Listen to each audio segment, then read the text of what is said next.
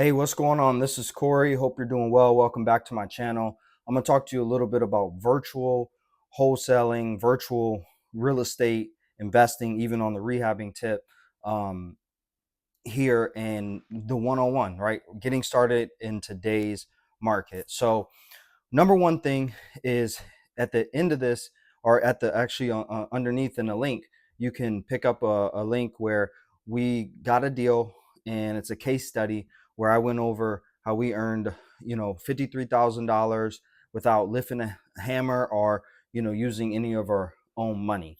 And so you can go to CoreyLeeGriffin.com, and the first thing that we want to talk about is actually picking your market. That's the first thing, right? Finding a zip code, finding a state. Let's say you're in the Bay Area or LA, and you just don't, or New York, and you don't want to do the business in that area. Or let's say the laws change with wholesaling. You can pick another area, right? Where maybe you're in South Carolina, so now you're starting to do stuff in Georgia. And so you can pick that area, find a zip code where all the cash buyers are, right? And so you can do some research on that, where you're looking for all the cash buyers and you're seeing that they're making cash sales. And that's a really good place to start, where you're finding these zip codes and you're actually like studying the zip codes, understanding the price per square foot, like doing some real due diligence. And then after that, I think a big thing is like you want to kind of avoid saturated areas. I remember when I started doing business in Georgia, Atlanta, great area, but Savannah wasn't as saturated at the time, pre-COVID, pre-pandemic, right? And so people came later, and they're still coming in droves. There's the Great Migration, so you want to check out things like that and just understand trends and know what's going on, right? Even if you're in California, you started seeing people in the Bay Area where they started moving into, Fresno, Antioch, Pittsburgh, right? They might have been leaving San Francisco, Oakland, maybe San Jose, these different areas, and so they're moving into Gilroy and different areas in that nature. So just know, like, pay close attention to that, and then picking your strategy, right? So let's get into strategy. You want to pick your strategy as far as, are you going to wholesale? Are you going to rehab? No matter what, you have to start marketing, and we're going to talk about another point here in just a little bit. But you got to start marketing. You got to start doing something, right? And so when you pick your strategy, how are you going to get these deals to happen? But let's start with the end in mind. Let's look at our time. Let's look at our income, our money, right? If we have a full-time job and we're making a decent income and we like what we're doing for work, but we want to get involved in real estate investing, the chances of us getting on the phones and doing a ton of cold calling because we're motivated to leave our job is not there, right? So we can lean into that and say, okay, what is our savings? Do we have money to buy rentals?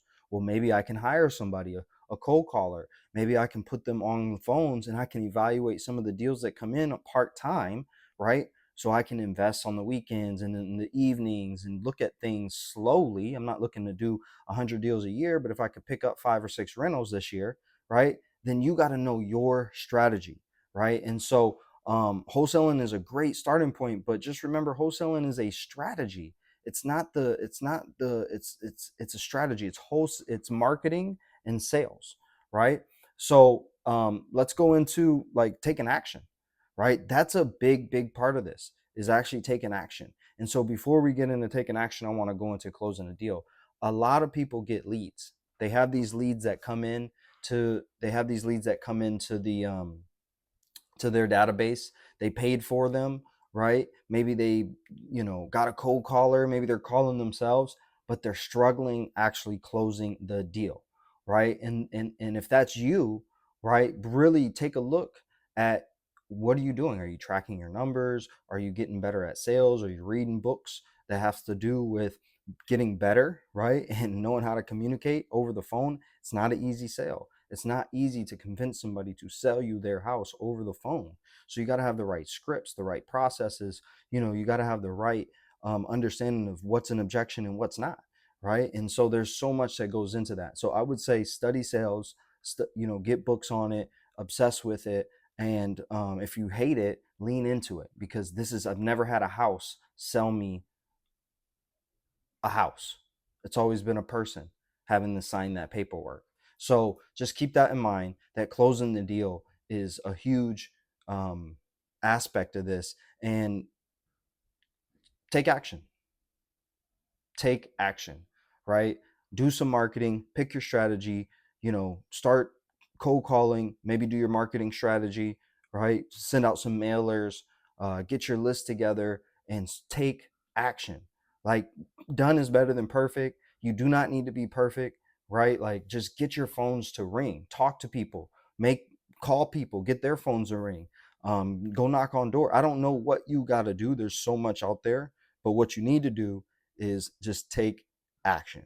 That's one of the most important things that we have here. So I see that you came down all the way to the bottom here, to the end of this. So if you want to see how we closed the deal and made $53,000 without using our own money, you know, without lifting a hammer, right? And how we do that all the time, click on the link below or go to CoreyLeeGriffin.com and you can grab that and check it out.